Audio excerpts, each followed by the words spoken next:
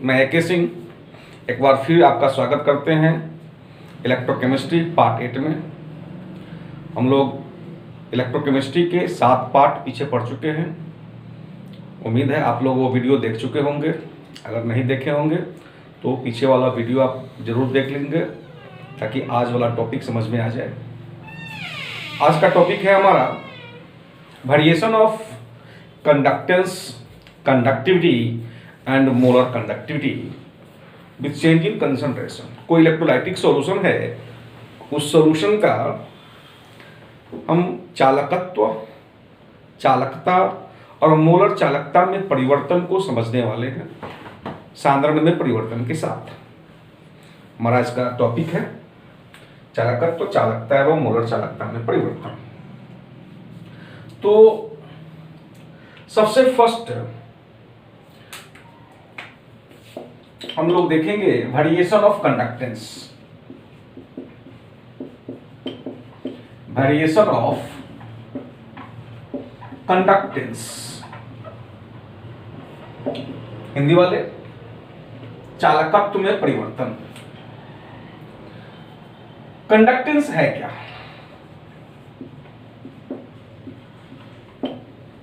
Conductance बोलते हैं ease of ions, ease of mobility of ions या फ्लो ऑफ आयंस।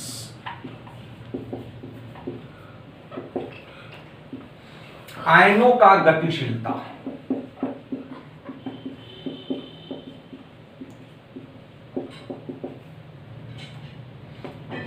अगर आयन किसी इलेक्ट्रोलाइटिक सॉल्यूशन में फ्रीली मूव कर सकता है तो हम ये कहेंगे कि उसका चालकता अधिक है। ठीक है, चलो ये एक हमारा इलेक्ट्रोलाइटिक सॉल्यूशन है। इसमें हम कोई इलेक्ट्रोलाइट ऐड करते हैं, जैसे NaCl है, वेल नोन इलेक्ट्रोलाइट है, जानते होंगे। एक पार्टिकल डाले हैं तो ये क्या हो गया, सोडियम कटायन और क्लोरीन अनायन में कन्वर्ट हो गया। ठीक है, इसका हम लोग वॉल्यूम ले लिए, सपोज करो 1 लीटर। तो इस सॉल्यूशन में मान लो ये स्पेस अवेलेबल है सोडियम आयन के लिए, मोबिलिटी के लिए, और ये स्पेस अवेलेबल है क्लोराइड आयन के लिए। अगर हम इस सॉल्यूशन को डाइल्यूट करते हैं, क्या कर रहे हो, डाइल्यूट कर रहे हो, तनु बना रहे हो, मतलब क्या ऐड कर रहे हो, वाटर ऐड कर रहे हो। 1 लीटर वाटर और ऐड कर दिए तो ये हो गया, इस बार हमारा वॉल्यूम बढ़ जाएगा। अब इस सोडियम आयन को मूव करने के लिए ये वॉल्यूम अवेलेबल हो गया और इसके लिए भी ये वॉल्यूम अवेलेबल हो गया। अब जाहिर है कि ज्यादा स्पेस होगा तो आयंस का जो फ्लो है, मोबिलिटी है, वो बढ़ जाएगा, मतलब कंडक्टेंस बढ़ जाएगा। तो ये हम जान गए कि एक चीज समझ लेते हैं, ऑन डाइल्यूशन, हिंदी वाला भी साथ साथ समझने की कोशिश करेंगे। तनु करने पर, ठीक है, क्या होता है, कंसंट्रेशन घट जाता है, कंसंट्रेशन डिक्रीजेस, सॉल्यूशन का कंसंट्रेशन घट जाता है, ये पता होना चाहिए। और क्या होता है, अभी देखें कि ईज ऑफ फ्लो जो है, आयनों के गति करने की क्षमता जो है, गतिशीलता जो है वो बढ़ जाती है। इसका मतलब कंडक्टेंस बढ़ जाता है। कंडक्टेंस, चालकत्व तो बढ़ जाता है, इंक्रीजेस। ओके, ये क्लियर है? तो देखिए कि अगर हम कोई इलेक्ट्रोलाइटिक सॉल्यूशन को डाइल्यूट करते हैं, उसमें वाटर ऐड करते हैं तो उसका कंडक्टेंस बढ़ जाता है। कंडक्टेंस के बारे में आप लोग को पता होगा, G = 1/R, ऐसा हम लोग पढ़े हैं। इसका यूनिट होता है पर ओम या सीमन, ये हम लोग जानते हैं। ये हमारा था वेरिएशन ऑफ कंडक्टेंस। तो एक हम देखें कि जब हम, पहला हमारा कौन था, डाइल्यूशन। जब हम डाइल्यूट कर रहे हैं सॉल्यूशन को, इलेक्ट्रोलाइटिक सॉल्यूशन को, कंडक्टेंस बढ़ गया। दूसरा फैक्टर है इलेक्ट्रोलाइट ऐड करना। हम जब सॉल्यूशन में इलेक्ट्रोलाइट ऐड करेंगे तो भी कंसंट्रेशन चेंज होगा। अब कंसंट्रेशन चेंज होगा तो उसमें क्या होगा, इसको हम मिटाते हैं फटाफट। चलिए, variation of conductance on adding electrolyte. Electrolyte add करना है इस बार हमको। सेकंड कौन, एडिशन ऑफ इलेक्ट्रोलाइट, विद्युत अपघट्य मिश्रित करने पर। हिंदी वाला बोल रहे हैं, ध्यान रखेंगे, विद्युत अपघट्य मिश्रित करने पर। अब इलेक्ट्रोलाइट तो ऐड कर रहे हैं, सेकंड है हमारा एडिशन ऑफ इलेक्ट्रोलाइट। अब हम उस सॉल्यूशन में इलेक्ट्रोलाइट ऐड करते हैं तो क्या होगा, जाहिर है इलेक्ट्रोलाइट ऐड करोगे, इलेक्ट्रोलाइट ऐड करोगे तो क्या होगा, कंसंट्रेशन जो है विलयन का, कंसंट्रेशन इंक्रीज करेगा। एरो ऊपर की तरफ है, इसका मतलब इंक्रीज करेगा, समझ जाएंगे। और जब कंसंट्रेशन इंक्रीज करेगा इसका मतलब है कि number of ions in solution increase करेगा, मतलब विलयन में आयन की संख्या बढ़ जाएगा। ध्यान रखिएगा, एरो ऊपर मतलब बढ़ रहा है, नीचे होता तो घटना। इसका मतलब है देयरफॉर कंडक्टेंस इंक्रीजेस, चालकत्व तो बढ़ता है। ठीक है, ये हमारा हो गया चालकत्व का परिवर्तन, चालकत्व पर प्रभाव। डाइल्यूट करने का क्या प्रभाव होगा, इलेक्ट्रोलाइट ऐड करने का क्या प्रभाव होगा। अब जब इलेक्ट्रोलाइट बोले हो तो जान लो इलेक्ट्रोलाइट दो तरह के होते हैं। इलेक्ट्रोलाइट दो प्रकार के होते हैं, पीछे भी देखे होंगे, चर्चा हुआ होगा, बहुत पहले से जानते हैं उसके बारे में। विद्युत अपघट्य दो प्रकार के होते हैं, एक हमारा स्ट्रॉन्ग प्रबल विद्युत अपघट्य, स्ट्रॉन्ग इलेक्ट्रोलाइट, और सेकेंड है हमारा वीक इलेक्ट्रोलाइट, दुर्बल विद्युत अपघट्य। दुर्बल कौन, तो जो वीक एसिड है, वीक बेस है, वो सब दुर्बल होते हैं, जैसे अमोनियम हाइड्रोक्साइड, एसिटिक एसिड, ये सब वीक इलेक्ट्रोलाइट हैं। और स्ट्रॉन्ग कौन, तो NaCl, KCl या स्ट्रॉन्ग एसिड बेस कोई ले सकते हो, ये सब हमारा स्ट्रॉन्ग इलेक्ट्रोलाइट है। दोनों में क्या फर्क है, तो दोनों ही डिसोसिएट होता है एक्वस सॉल्यूशन में, लेकिन जलीय विलयन में दोनों ही टूटता है आयन में। लेकिन कोई ये जो स्ट्रॉन्ग है इसका मतलब ये कि जो कंप्लीटली आयनाइज हो जाता है, मतलब इसका डिग्री ऑफ डिसोसिएशन क्या बोलेंगे इसको, डिग्री ऑफ डिसोसिएशन पढ़ लोगे, क्या बोलेंगे, डिग्री ऑफ डिसोसिएशन, विघटन की कोटि क्या होगा, 1 होगा। किसके लिए, जो स्ट्रॉन्ग है। वही डिग्री ऑफ डिसोसिएशन जो वीक होता है वो लेस देन 1 होता है। ऐसा क्यों, डिग्री ऑफ डिसोसिएशन है क्या, डिग्री ऑफ डिसोसिएशन है number of dissociated particles present in total number of particles. जैसे मान लो कोई सॉल्यूशन है, इसमें हम 10 पार्टिकल डाले हैं, कोई वाटर लिए, वाटर में हम 10 पार्टिकल डाल दिए सॉल्यूट का या इलेक्ट्रोलाइट का। अब इस 10 में से जो स्ट्रॉन्ग होगा अगर, तो 10 में से 10 पार्टिकल डिसोसिएट हो जाएगा। मतलब कितना पार्टिकल डाले थे, 10 टोटल, उसमें कितना डिसोसिएट हुआ, तो लगभग पूरा का पूरा, तो 10/10 क्या हो जाएगा वैल्यू, 1। लेकिन अगर वीक इलेक्ट्रोलाइट है तो क्या होगा, मान लो 10 पार्टिकल है तो उसमें से कुछ पार्टिकल डिसोसिएट होगा, कुछ मतलब मान लो सपोज करो कि 2 पार्टिकल डिसोसिएट हुआ तो 2/10 मतलब 0.2। तो वीक इलेक्ट्रोलाइट के लिए अल्फा का वैल्यू क्या होगा, 1 से कम होगा, और स्ट्रॉन्ग इलेक्ट्रोलाइट के लिए अल्फा का वैल्यू 1 से 1 के बराबर होगा। ठीक है, इसमें जैसे ही वाटर में इसको ऐड करोगे ये लगभग पूरा का पूरा आयन में डिसोसिएट हो जाता है, आयन में विघटित हो जाता है, टूट जाता है। कौन, स्ट्रॉन्ग इलेक्ट्रोलाइट। दोनों का बिहेवियर समझ गए होंगे। चलिए इसको बढ़ाते हैं आगे हम लोग। अब जो है हम जानेंगे चेंज इन कंसंट्रेशन का इफेक्ट जो है वो कंडक्टिविटी पे क्या है, चालकता पर। तो उस टर्म को भी लिखते हैं हम लोग फटाफट, चालकता।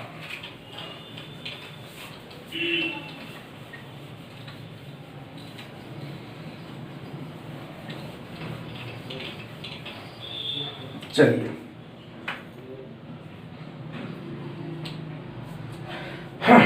कंडक्टिविटी, हमारा नेक्स्ट टर्म कौन सा है, कंडक्टिविटी।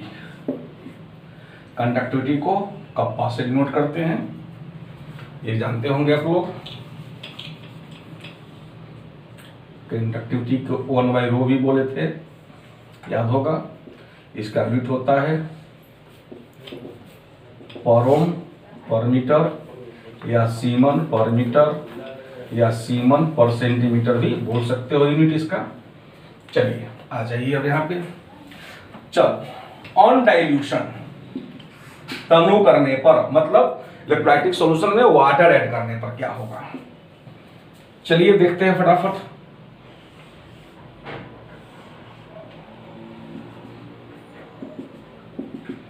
ये 1 लीटर हम लिए हैं वाटर, इसमें हम 1 पार्टिकल डाल दिए, 1 पार्टिकल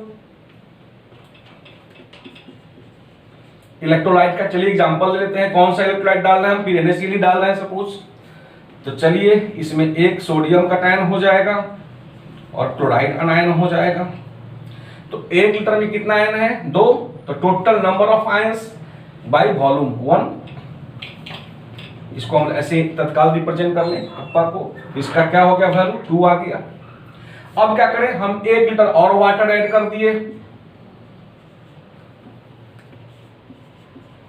इलेक्ट्रोलाइट तो वही था, इलेक्ट्रोलाइट जब ऐड किए, जब वाटर ऐड किया हो तो तुम्हारा वॉल्यूम कितना हो गया, इस बार 1 लीटर और बढ़ गया, मतलब टोटल वॉल्यूम कितना हो गया हमारा 2 लीटर। आयन तो वही है, 2 आयन ही, तो ये पहला था। अब दूसरा हमारा क्या हो जाएगा कंडक्टिविटी, तो 2/2 1। इसका मतलब है कि जब हम डाइल्यूट कर रहे हैं तो कंडक्टिविटी घट गया, पहले 2 था 1 हो गया।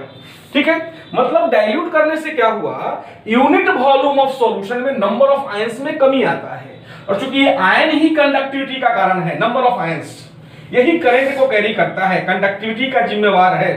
तो जैसे जैसे नंबर ऑफ आयंस डिक्रीज करेगा, कंडक्टिविटी भी डिक्रीज करेगा। तो लिख देते हैं हम, ऑन डाइल्यूशन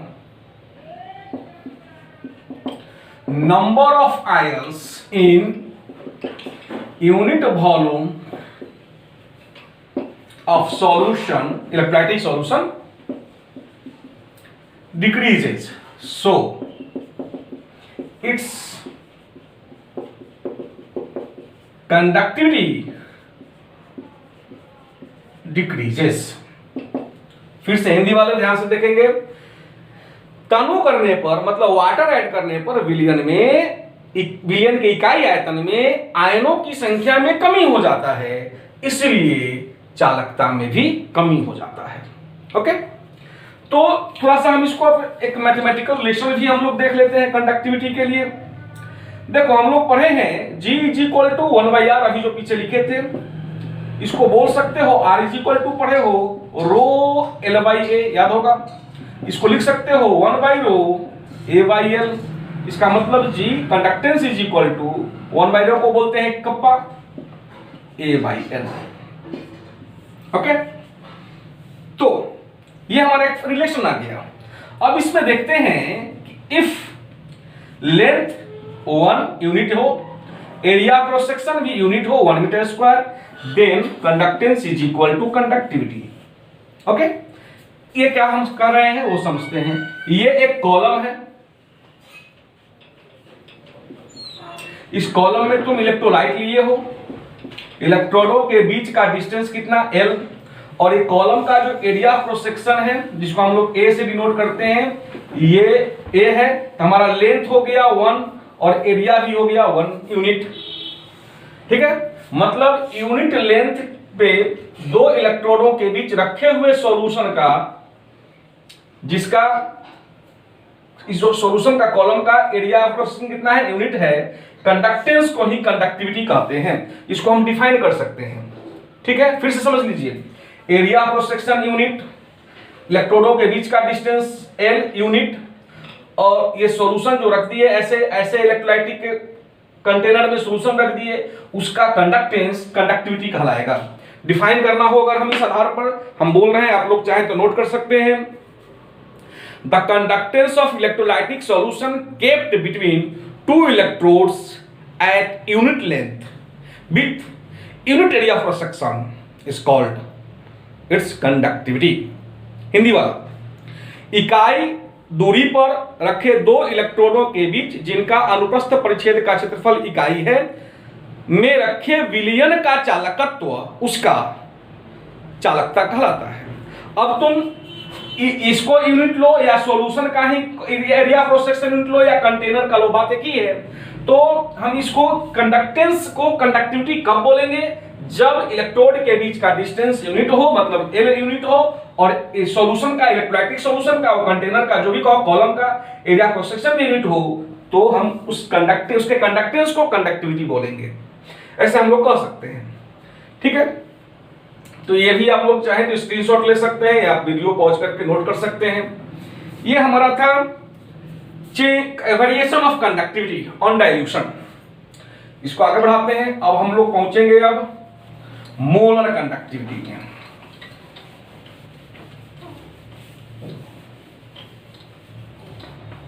इसको हटाते हैं। चलिए, मोलर कंडक्टिविटी, मोलर चालकता, मोलर कंडक्टिविटी, मोलर चालकता। थोड़ा इसको समझ लेते हैं। इसको कैप एम से डिनोट करते हैं। ये होता क्या है, तो the conductivity of electrolytic solution containing 1 mole of electrolyte. तो conductivity of electrolytic solution containing 1 mole of electrolyte, तो उस सॉल्यूशन का हम कंसंट्रेशन सी लिए हैं। 1 मोल ऑफ इलेक्ट्रोलाइट कितना में, सी मतलब मोलर कंसंट्रेशन। 1 मोल कितना में होगा, 1 लीटर में होता है ना, मोलर याद होगा, मोल पर लीटर। तो लीटर को एमएल में चेंज करने के लिए हम लोग क्या कर लिए, इसको यहां पर सेंटीमीटर क्यूब वाला, डेसीमीटर क्यूब, तो हम लोग 1000 से मल्टीप्लाई कर लिए ऊपर में। ये हमारा फॉर्मूला हो गया किसके लिए, मोलर कंडक्टिविटी के लिए। इसी तरह से एक और टर्म आता है, उसको भी हम लोग चर्चा कर लेते हैं, इक्विवेलेंट कंडक्टिविटी। देखो, ये जो कंसंट्रेशन है वो मोलर कंसंट्रेशन, चाहो तो सी के जगह पे मोलर कंसंट्रेशन भी लिख सकते हो, एम भी लिख सकते हो या सी भी लिख सकते हो, चलेगा दोनों। यहां पर क्या होता है, वो होता है 1 मोल वाले के सॉल्यूशन का कंडक्टिविटी, इसमें होता है 1 ग्राम इक्विवेलेंट इलेक्ट्रोलाइट वाले सॉल्यूशन का कंडक्टिविटी। 1 ग्राम इक्विवेलेंट मतलब वहां मोलरिटी यूज किया जाएगा, तो यहां नॉर्मलिटी यूज किया जाएगा, 1000 से मल्टीप्लाई कर देंगे। इसका यूनिट होता है सेंटीमीटर, सीमन मीटर स्क्वायर पर मोल, या बोल सकते हो सीमन सेंटीमीटर स्क्वायर पर मोल, ठीक है। तो जैसा यूनिट रहेगा उसके अकॉर्डिंग। तो मोलर कंडक्टिविटी पे इफेक्ट क्या होगा डाइल्यूशन का, चलो देखते हैं इसको भी हम लोग। अब यहां पे तुम्हारा जो एरिया क्रॉस सेक्शन ए रखो, लेंथ को यूनिट रखो, और इसमें जो तुम सॉल्यूशन लिए हो उस सॉल्यूशन में इलेक्ट्रोलाइट रखो 1 मोल। इस केस में जो कंडक्टेंस होगा उसको मोलर कंडक्टिविटी, जो कंडक्टेंस को कंडक्टिविटी बोल चुके हो, मोलर कंडक्टिविटी बोलेंगे। जैसे अभी हम लोग जस्ट फॉर्मूला लिखे थे, conductance is equal to kappa into A by L. इस केस में क्या बोले हम कि इफ लेंथ क्या हो जाए, यूनिट हो जाए, एरिया क्रॉस सेक्शन ए हो, उस केस में क्या होगा, तो क्या लिखोगे, तो एरिया इंटू लेंथ के बारे में सबको पता होगा, वॉल्यूम बोलते हैं। एरिया इंटू लेंथ 1 है, इसका मतलब ए इज इक्वल टू भी, हम इसमें पुट कर लें कंडक्टेंस इज इक्वल टू के इंटू भी, और इसके कंडक्टिविटी को कंडक्टेंस बोले थे, पीछे कंडक्टेंस को कंडक्टिविटी बोले थे। और जब 1 मोल इलेक्ट्रोलाइट है सॉल्यूशन में तब बोल देंगे मोलर कंडक्टिविटी लैम्डा एम। तो lambda M is equal to क्या हो जाएगा, के इंटू वी। चलो हम इसको डिफाइन करते हैं एक बार। The conductance of electrolytic solution containing 1 mole electrolyte kept between 2 electrodes at unit length with a area cross section is called molar conductivity। Hindi वाले के लिए, इकाई दूरी पर रखे 2 इलेक्ट्रोडों के बीच 1 मोल विद्युत अपघट्य वाले विलयन का, जिसका अनुप्रस्थ परिच्छेद का क्षेत्रफल a है, चालकत्व मोलर चालकता कहलाता है। ऐसे हम डिफाइन कर दिए। हिंदी वाले इंग्लिश वाले सुन करके लिख सकते हैं, फिर से हम बोलते हैं, यहां पर नोट कर देंगे। चलो हम लोग देख लिए कि K इंटू V होता है मोलर कंडक्टिविटी, ठीक है। अब तुम सॉल्यूशन को डाइल्यूट कर रहे हो, चलो इसको थोड़ा हटा दे। अब सॉल्यूशन को जब तुम डाइल्यूट करोगे तो जाहिर है कि वॉल्यूम बढ़ेगा, ये है इलेक्ट्रोलाइट तुम्हारा 1 मोल इलेक्ट्रोलाइट है। इसको डाइल्यूट करोगे वॉल्यूम बढ़ेगा, और डाइल्यूट करोगे और वॉल्यूम बढ़ेगा। तो जब वॉल्यूम बढ़ेगा, भी जब बढ़ेगा, तो जाहिर है कि मोलर कंडक्टिविटी भी बढ़ेगा। लेकिन जब हम नहीं बोल सकते हैं, क्यों? अभी जस्ट पढ़ के आए कि जब वॉल्यूम बढ़ा रहे थे तो कंडक्टिविटी घट रहा था, अभी देखे थे। इसका मतलब है कि कंडक्टिविटी तो घटेगा लेकिन वॉल्यूम बढ़ेगा। अब सवाल है कि के घट रहा है और भी बढ़ रहा है, तो किसका इफेक्ट पड़ेगा? तो जिसमें ज्यादा चेंज आ रहा होगा उसका प्रभाव पड़ेगा। तो ऐसा ऑब्जर्व किया गया है कि पढ़ लेंगे, decrement in conductivity is less than, पढ़ लेंगे, इंक्रीमेंट इन वॉल्यूम। मतलब चालकता में कमी कम होता है, आयतन में वृद्धि ज्यादा होता है। तो जिसमें ज्यादा चेंज हुआ वो इफेक्टिव होगा, इसका मतलब वॉल्यूम का इफेक्ट होगा। तो हम बोल सकते हैं कि ऑन डाइल्यूशन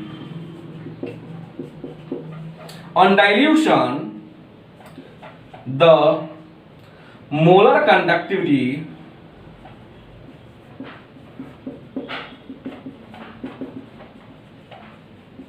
इंक्रीजेस, तनु करने पर मोलर चालकता बढ़ता है विलयन का। ठीक है, तो ये तो हो गया। हम उसका डिफिनीशन लिख देते हैं। आप लोग चाहें तो इसका स्क्रीनशॉट ले सकते हैं। हम डिफिनीशन मोलर कंडक्टिविटी का फटाफट लिख देते हैं।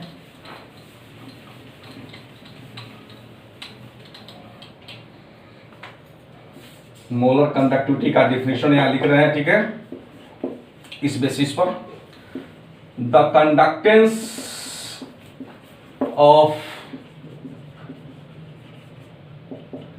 electrolytic solution containing 1 mole electrolyte kept between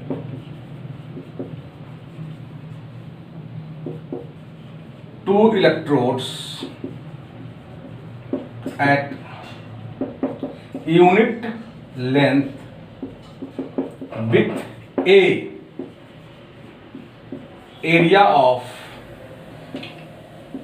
cross section is called molar conductivity।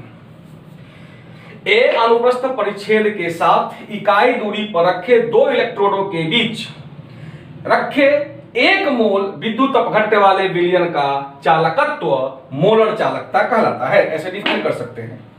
चलो इसको आप नोट कर सकते हैं, चाहे तो या स्क्रीनशॉट ले लीजिए, बताइए इसको फटाफट। अब सवाल है कि मोलर कंडक्टिविटी तो इंक्रीज करेगा, ठीक है। जैसे जैसे डाइल्यूट करोगे मोलर कंडक्टिविटी बढ़ता जाएगा, चाहे वो स्ट्रॉन्ग इलेक्ट्रोलाइट हो या वीक इलेक्ट्रोलाइट हो, चाहे प्रबल विद्युत अपघट्य हो या दुर्बल विद्युत अपघट्य हो, दोनों का ही मोलर चालकता बढ़ता है डाइल्यूट करने पर। ठीक है, वास्तव में होता क्या है कि जब डाइल्यूट करते हो तो आयंस को मूव करने के लिए ज्यादा स्पेस मिलता है, आयंस ज्यादा फ्रीली मूव कर पाते हैं, जिससे मोलर कंडक्टिविटी 1 मोल इलेक्ट्रोलाइटिक सॉल्यूशन वाला, चाहे वॉल्यूम कुछ भी रहे, का कंडक्टिविटी बढ़ जाता है। तो अब जो है हम लोग देखें कि इलेक्ट्रोलाइट 2 तरह का, एक स्ट्रॉन्ग और वीक, ये तो हम लोग देख चुके हैं पीछे। थोड़ा सा हम लोग अभी चर्चा कर लें कि जब तुम वाटर ऐड कर रहे थे, डाइल्यूट कर रहे थे, तो क्या देखे, कंडक्टिविटी बढ़ रहा है, मोलर कंडक्टिविटी बढ़ रहा है, और डाइल्यूट करोगे और बढ़ेगा, और डाइल्यूट करोगे और बढ़ेगा। इस तरह से जब infinite amount of water add कर दिए, मतलब सॉल्यूशन का कंसंट्रेशन कितना हो गया होगा, घटना शुरू कर दिया। जब डाइल्यूट करते हो तो कंसंट्रेशन घटता है, शुरू में ही लिखे हैं। इसका मतलब है कि कंसंट्रेशन घट करके 0 हो गया होगा, और जब कंसंट्रेशन 0 हो गया होगा, चाहे वो मोलरिटी वाला हो या नॉर्मलिटी वाला हो, तो उस केस में जब लगभग 0 हो जाएगा तो ये अनडिफाइंड हो जाएगा। तो हम कैसे मालूम करेंगे लिमिटिंग मोलर कंडक्टिविटी? हम लोग लिमिटिंग मोलर कंडक्टिविटी किसके लिए बोल रहे हैं? इनफाइनाइट डाइल्यूशन पे जो मोलर कंडक्टिविटी होता है उसको बोला जाता है लिमिटिंग मोलर कंडक्टिविटी। इसको भी थोड़ा सा लिख देते हैं फटाफट, limiting molar conductivity, cap M naught से नोट करते हैं। इसको डायरेक्ट ऐसे बोल सकते हो, molar conductivity at infinite dilution, molar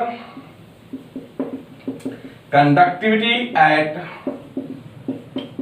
infinite dilution. अनंत तनुता पर मोलर चालकता को सीमांत मोलर चालकता कहते हैं।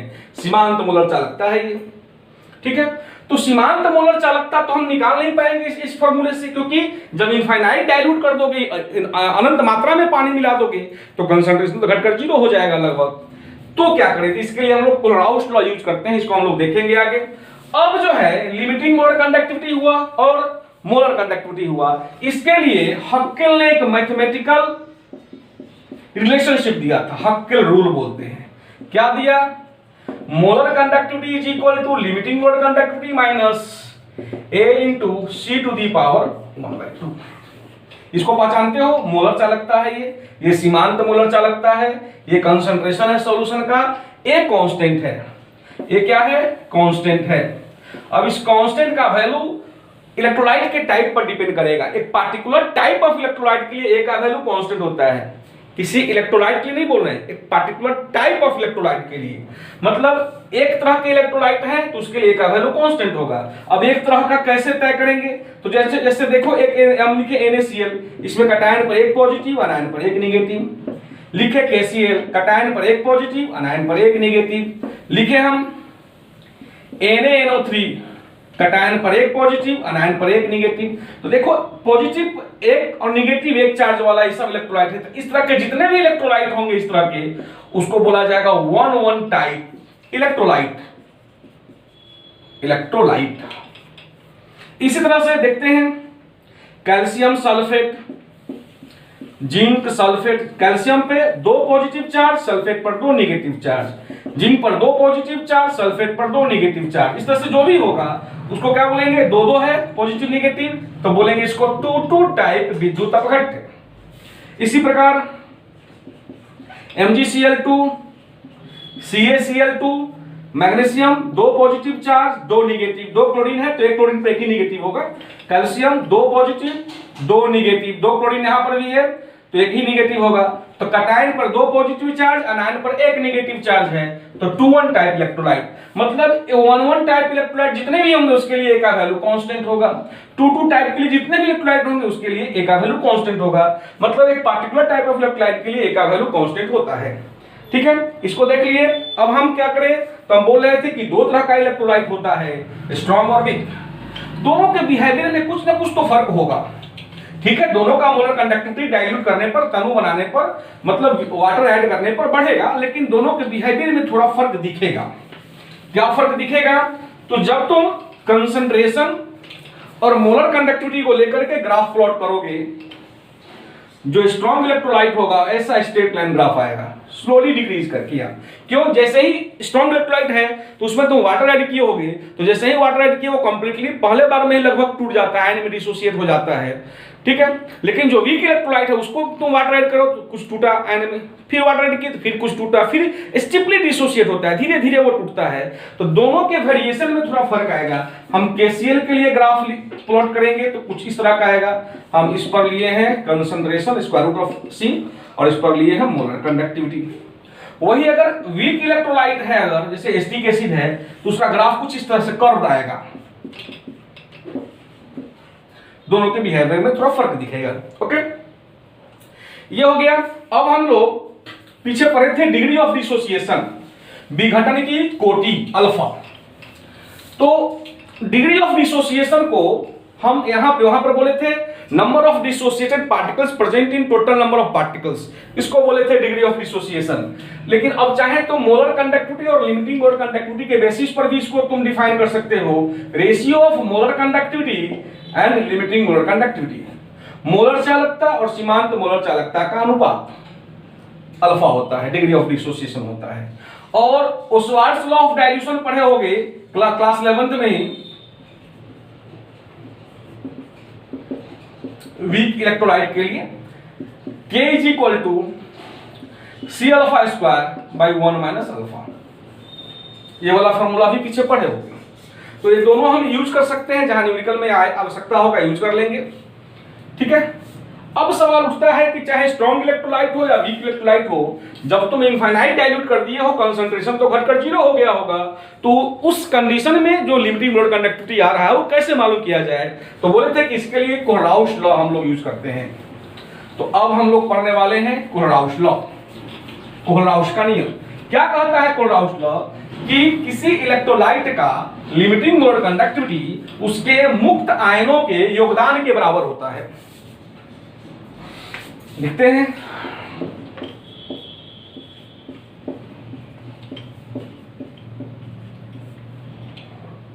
क्या बोलता है ये, इसको हम बोलते हैं Kohlrausch law of independent migration of ions, आयनों के स्वतंत्र अभिगमन का कोलराउस का नियम।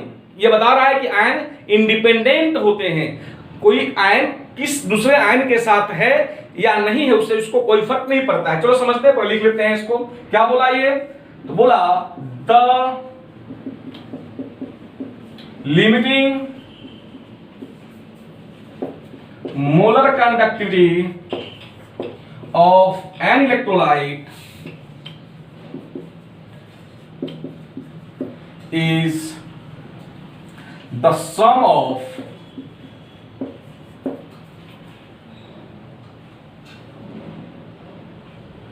limiting molar conductivity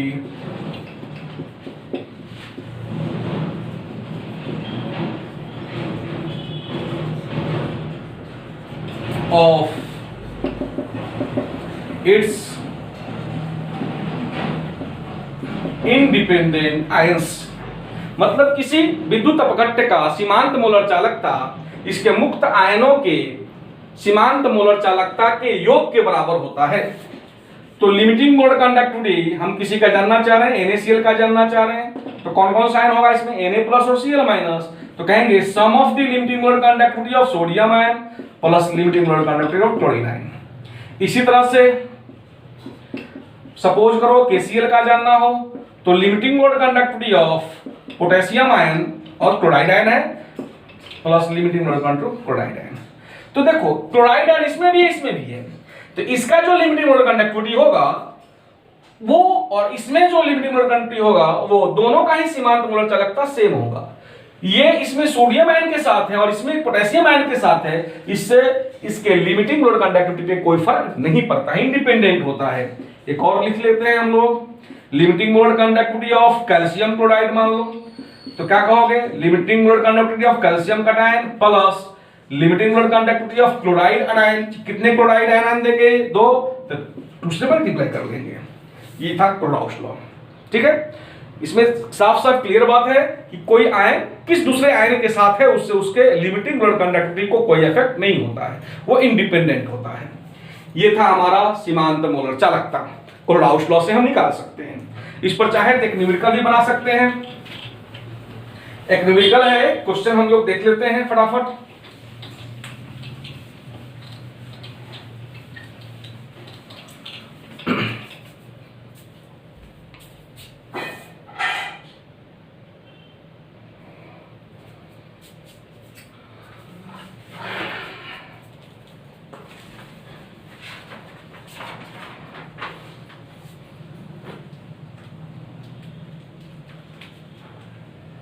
क्वेश्चन है हमारा, calculate limiting molar conductivity of acetic acid. Question है calculate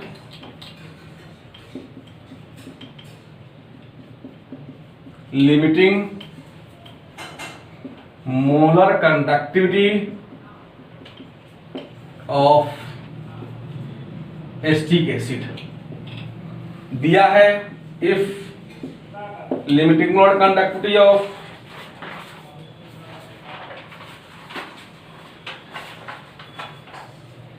HCl, NaCl and sodium acetate are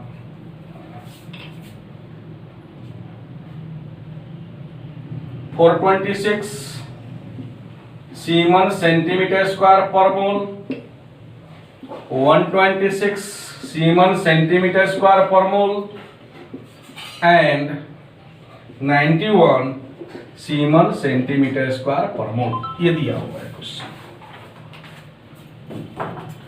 चलो इसको सोल्व करते हैं हम लोग, को बढ़िया से समझेंगे। हमको पता क्या है, हमको पता करना है limiting molar conductivity of acetic acid, पता है limiting molar conductivity of HCl। इसका क्या मतलब हुआ, limiting molar conductivity of H+ ion और limiting molar conductivity of Cl- ion, ये दिया हुआ है। इसका मतलब लिख सकते हैं ऐसे ना, इसका वैल्यू क्या दिया हुआ है 426 सीमन सेंटीमीटर स्क्वायर पर मोल। दूसरा क्या दिया हुआ है हमको, सोडियम एसीटेट का दिया हुआ है कितना 126। तो इसमें कौन कौन सा आयन होगा, एसीटेट आयन होगा plus limiting molar conductivity of sodium ion होगा, ऐसे लिख सकते हैं। इसका वैल्यू कितना दिया हुआ है 126 सीमन सेंटीमीटर स्क्वायर पर मोल। और क्या दिया हुआ है हमको, limiting molar conductivity of sodium acetate, sorry ये दिया हुआ है NaCl का, ये किसका दिया हुआ है NaCl का, इसको ठीक कर लें, सोडियम और chloride ion. Okay, estate ion sodium estate का दिया हुआ है हमें, तो क्या लिखोगे, limiting molar conductivity of estate ion plus limiting molar conductivity of sodium ion, कितना वैल्यू 91 सीमन सेंटीमीटर स्क्वायर पर मोल। गौर से देखिएगा, ये दिया हुआ है। हमको क्या चाहिए, हमको चाहिए लिमिटिंग मोलर कंडक्टिविटी किसका, एसिटिक एसिड का।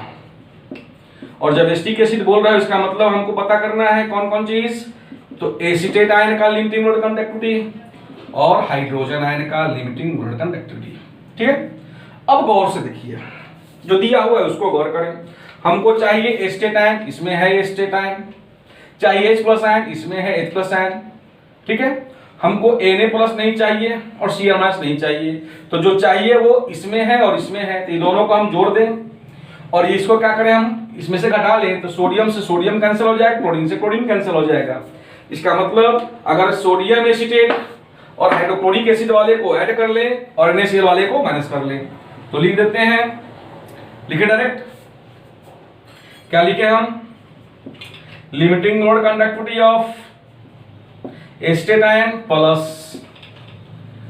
सोडियम आयन, इसमें क्या ऐड कर ले हम HCl वाले का, तो limiting molar conductivity of H+ ion plus limiting molar conductivity of Cl-, इसमें से क्या माइनस कर ले, NaCl वाले का, तो माइनस कर लेते हैं, Na+ और Cl- वाले का माइनस कर लिए, Cl- है यहाँ पे।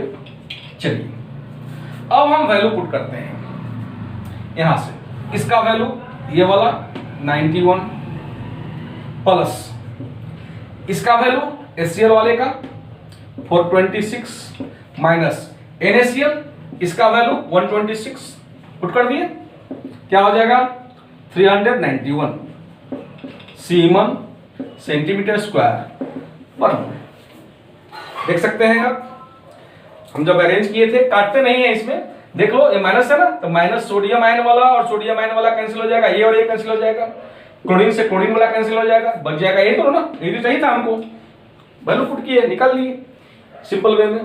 तो इस तरह से हम लिमिटिंग मोलर कंडक्टिविटी निकाल सकते हैं। अगर कोई फ्री आयन है, मान लो कि फ्री आयन जैसे कि हाइड्रोजन आयन का दिया हुआ है लिमिटिंग मोलर कंडक्टिविटी और हाइड्रोक्साइड आयन का दिया हुआ है लिमिटिंग मोलर कंडक्टिविटी, और कोई वाटर का पूछेगा तो क्या करेंगे, वाटर में तो हाइड्रोजन आयन और हाइड्रोक्साइड आयन होता ही है, दोनों के लिमिटिंग मोलर कंडक्टिविटी को हम ऐड कर लेंगे, वाटर का पता चल जाएगा। इस तरह से हम किसी भी इलेक्ट्रोलाइट का लिमिटिंग मोलर कंडक्टिविटी उसके आयन से पता कर सकते हैं। ये है आज का वीडियो। आज का टॉपिक हमारा था वेरिएशन ऑफ कंडक्टेंस, कंडक्टिविटी और मोलर कंडक्टिविटी। याद रखना है, कंडक्टेंस डाइल्यूट करने पर कंडक्टेंस क्या हो गया, बढ़ गया, डाइल्यूट करने पर कंडक्टिविटी क्या हो गया, घट गया, और मोलर कंडक्टिविटी क्या हो गया, बढ़ गया। याद रखना है। तो उम्मीद है ये टॉपिक आप लोग समझ गए होंगे। वीडियो को पॉज करके आप जो भी इंपॉर्टेंट लगे नोट करने लायक वो नोट कर सकते हैं या स्क्रीनशॉट ले सकते हैं, और जब वीडियो देख रहे हो तो वीडियो को स्किप करके नहीं देखें, तो कुछ ना कुछ इन्फॉर्मेशन छूट जाएगा, तो आगे वाला टॉपिक समझने में प्रॉब्लम हो सकता है। तो उम्मीद है ये वीडियो आपको अच्छा लगा होगा। अगर वीडियो अच्छा लगे तो लाइक और शेयर जरूर कीजिएगा, और अब तक अगर आपने इस वीडियो को चैनल को सब्सक्राइब नहीं किया है तो सब्सक्राइब कर लीजिएगा, ताकि आगे आने वाला जो नया नया टॉपिक है चैप्टर वाइज वो उसका इन्फॉर्मेशन नोटिफिकेशन आपको मिल जाए। ओके।